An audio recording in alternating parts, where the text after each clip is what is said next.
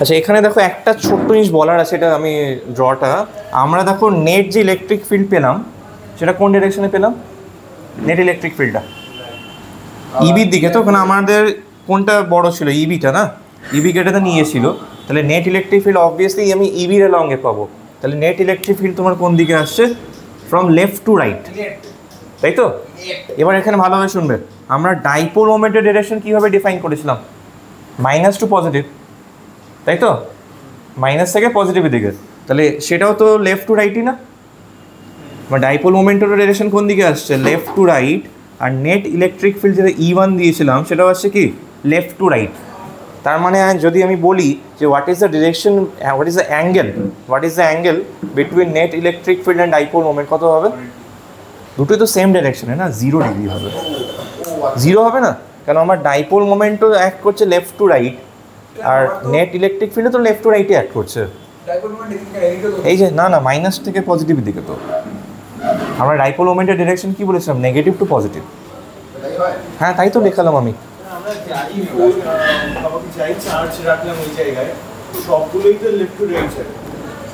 হ্যাঁ মানে আমাদের নেটটার সাথে, মানে নেট ইলেকট্রিক ফিল্ড আর ডাইপোল মোমেন্টের সাথে 0 ডিগ্রি অ্যাঙ্গেল হবে সবসময় এই কনফিগারেশনে, মানে অ্যাক্সিয়াল পয়েন্টে।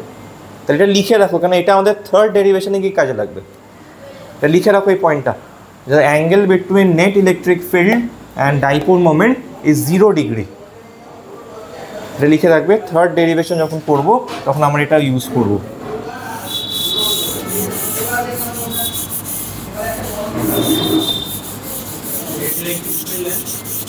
ডাইপোল মোমেন্ট ইজ 0 ডিগ্রি, মানে নেট ইলেকট্রিক ফিল্ড আর ডাইপোল মোমেন্টের মধ্যে অ্যাঙ্গেলটা হচ্ছে 0 ডিগ্রি। আচ্ছা এবার নেক্সট ডেরিভেশন যেটা করবো আমরা, দেখো derive the expression of electric field intensity, derive the expression of electric field intensity at any point, at any point, হ্যাঁ Q equal to Q 2p by r, না ওটা না, এটা অন্য। কত লিখলে? at any point on the perpendicular bisector, at any point on the perpendicular bisector of an electric dipole, on the perpendicular bisector of an electric dipole. আচ্ছা এখানে না একটা জিনিস ড্র করার আগে বলে দিই, শোনো সবাইকে বলছি, আমাদের কিন্তু ওপরে স্পেস লাগবে। হ্যাঁ, তো ডায়াগ্রামটাকে দেখে নাও, তারপর ড্র করো, নাহলে ভুলভাল হয়ে যাবে। আমাদের স্পেস যত কাজ হবে ওপরের দিকটায় হবে, নিচে বা সাইডে কাজ নেই। তো এই জন্য ওপরে স্পেস লাগবে, তো ওইভাবে ড্রটা করো। আগে দেখে নাও, তবে বুঝতে পারবে। তাহলে দেখো মাইনাস কিউ এখানে আর প্লাস কিউ এখানে, এটা ডাইপোল হলো। আর এর পারপেন্ডিকুলার বাইসেক্টর ধরো এটা, যদি মাঝখান থেকে করি তাহলে এটা, তাই তো? তাহলে আমাদের ধরে নাও এই কোনো একটা পয়েন্টে বার করতে হবে ইলেকট্রিক ফিল্ডের এক্সপ্রেশন, ধরো এই পয়েন্টটাতে। তাহলে আমরা কি দেখতে পাবো? দেখো এই মাইনাস কিউ কী করবে? একে অ্যাট্রাক্ট করবে নিজের দিকে, আর এই প্লাস কিউ কী করবে? ওকে রিপেল করবে ওই দিকে, তাই না? মাইনাস কিউ কী করবে? একে অ্যাট্রাক্ট করবে এই দিকে, আর প্লাস কিউ রিপেল করবে ওই দিকে। তাহলে আমাদের রেজাল্টেন্ট ইলেকট্রিক ফিল্ড আগে এটা ড্র করে নিই। তাহলে এটা কী হবে? এই দিকটাতে ই এ, তাই তো? আর ইবি কোন দিকে? এদিকে।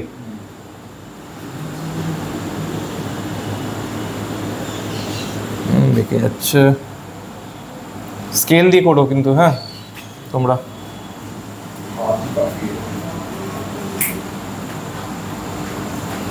ফ্রি হ্যান্ড ড্র করছিল, বেন্ড হচ্ছে, বাট স্কেল দিয়ে করো তোমরা। তো এটা হয়ে যাবে ইবি, তাই তো? আচ্ছা এবার দেখো, যদি এই অ্যাঙ্গেলটা থিটা হয়, তাহলে এই অ্যাঙ্গেলটাও থিটা হবে। আর যদি আমরা একটা লাইন ড্র করি parallel to AB, line draw করলাম প্যারালাল টু এবি, তাহলে এটা থিটা হলে এটাও থিটা না, তাই তো? যদি প্যারালাল টু এবি একটা লাইন ড্র করি তাহলে এটা যদি থিটা হয় এটাও কি হবে থিটা, আর যদি এই অ্যাঙ্গেলটা থিটা হয় তাহলে এটাও কি হবে থিটা। মানে এটার সাথে এটা ইকুয়াল করলাম আর এটার সাথে এটাকে ইকুয়াল বললাম। তাহলে আমরা এবার কি কাজ করব, ইএ আর ইবিকে কম্পোনেন্টে ডিভাইড করব। তাহলে আমি যদি প্রথমে ইএ কে কম্পোনেন্টে ডিভাইড করি তাহলে কোনটা কস হবে কোনটা সাইন হবে বুঝবো কি করে? হ্যাঁ, মানে এইটা তাহলে হয়ে যাবে ওর কস কম্পোনেন্ট, কারণ আমার ইএ ভেক্টরটা এটার সাথে লাইনটার সাথে অ্যাঙ্গেল করেছে ক্রিয়েট, তাহলে ওই লাইন অ্যাবাউটে কী হবে ওর কস কম্পোনেন্ট। তাহলে এটা হবে ইএ কস থিটা। তাহলে ইএ সাইন থিটা কোন দিকে হবে? নিচের দিকে, তাই তো, নিচের দিকে। তাহলে ইএ সাইন থিটা। সিমিলারলি ইবিকে যদি ব্রেক করি কী হবে? ইবি কস থিটা কোন দিকে হবে? এই দিকে না? ইবি কস থিটা কোন দিকে? এই দিকে। আর সাইন থিটা কোন দিকে? উপরের দিকে। দেখে নাও ডায়াগ্রামটা, আই হোপ ক্লিয়ার।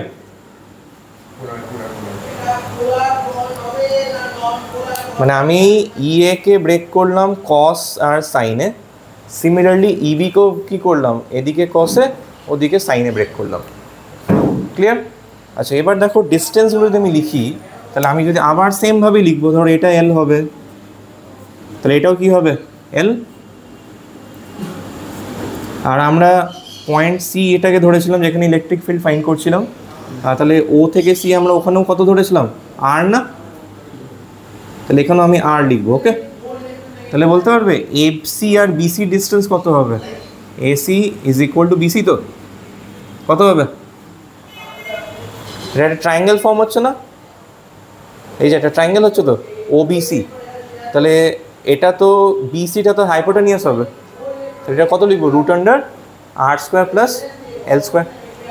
তো দুটোরই ভ্যালু দেখো সেম আসবে, root under R square plus L square. I hope এতটা ক্লিয়ার তো? দেখে নাও। তাহলে আমাকে বলো তোমরা ইএ আর ইবির এক্সপ্রেশন কত হবে? ইএ কত লিখতে পারি বলো? হ্যাঁ, এটাকে আর ধরলাম ও সিকে। তাহলে ইএ কত লিখবো বলো তো? 1/4πε0 কিউ বাই ডিস্টেন্স স্কোয়ার। তো ডিস্টেন্স কত? এসি তো ই এর জন্য, তো এসি কত? এটা। তাহলে এর স্কোয়ার করলে রুটটা জাস্ট উঠে যাবে। তাহলে ইএ কত লিখবো?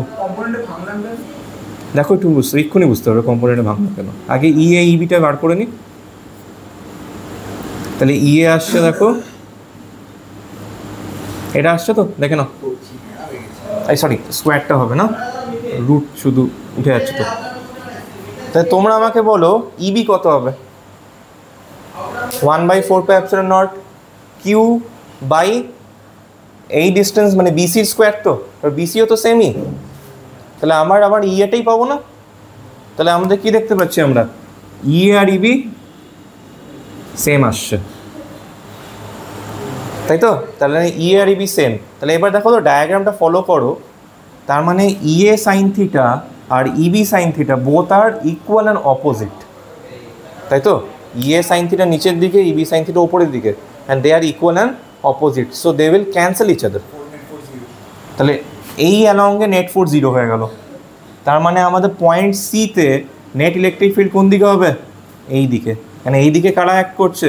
ইএ কস থিটা আর ইবি কস থিটা, আর they are acting on the same direction, তাই তো? তাহলে সেম ডিরেকশনে অ্যাক্ট করলে কত কী করি আমরা? জাস্ট অ্যাক্ট করে দেবো, তাই না? তাহলে কী লিখবো? দেয়ারফোর এসিবিসি, এই যে বললাম হাইপোটেনিয়াস না এই দুটো ট্রায়াঙ্গেলের, এই তো এটাও, এই তো এসি এসি বিসি, আমাদের দুটোই তো হাইপোটেনিয়াস না, দুটো ট্রায়াঙ্গেল ফর্ম হয়েছে তো।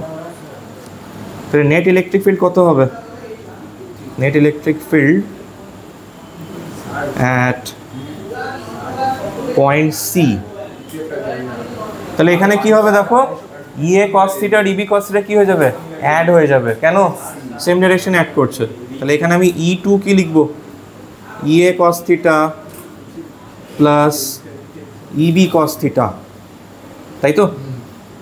তাহলে আমরা তো জানি যে ইএ ইকুয়াল টু ইবি, তাহলে ইবির জায়গায় ইএ লিখে দিই, তাহলে কত হয়ে যাবে? 2 2EA cos থিটা। কি হচ্ছে বুঝতে পারছি মানে আমরা নেট ইলেকট্রিক ফিল্ড কি হচ্ছে দুটোকে অ্যাড করে দেবো না? ওইটা 0 বললে এদিকে হ্যাঁ, তো এদিকে আসছে, তো দুটো অ্যাড করলাম, আবার ইবির জায়গায় ইএ লিখে দিলাম, তাহলে 2EA cos থিটা হলো। এবার ই এর এক্সপ্রেশন তো বার করাই আছে আমাদের। কেন দুটো সেম ডাইরেকশনে অ্যাড করছে? দেখো দুটো cos থিটা তো একই দিকে, ইএ cos থিটা আর ইবি cos থিটা দুটোই দেখো সেম ডাইরেকশনে আছে, তো নেট বার করতে হলে কী করতে হবে? অ্যাড করতে হবে, সেখানে অ্যাড করে দিলাম। এবার আমি ইবির জায়গায় ইএ বসালাম, তাহলে কত আসবে? 2EA cos theta. ইএ কত আছে?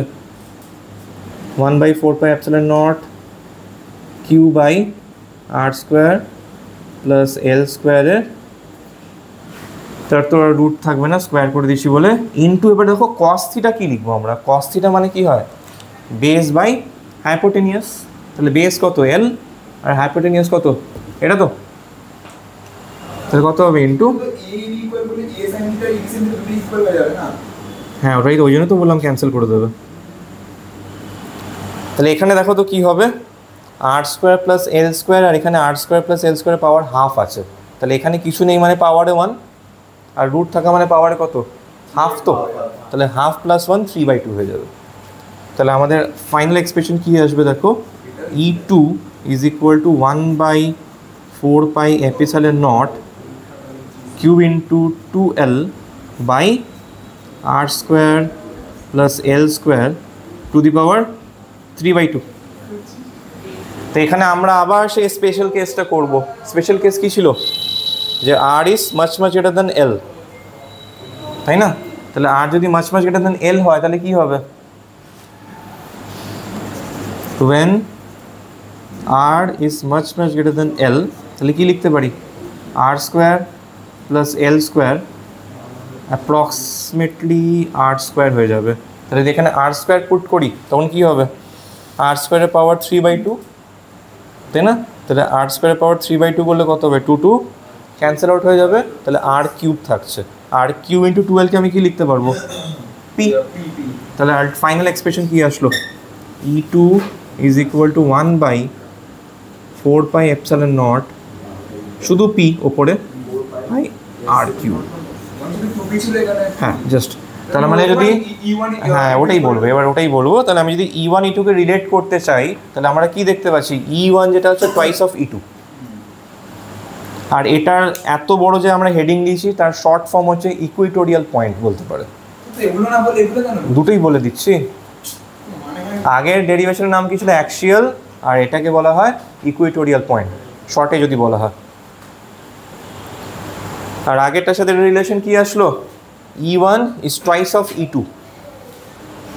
Clear? E1 twice of E2।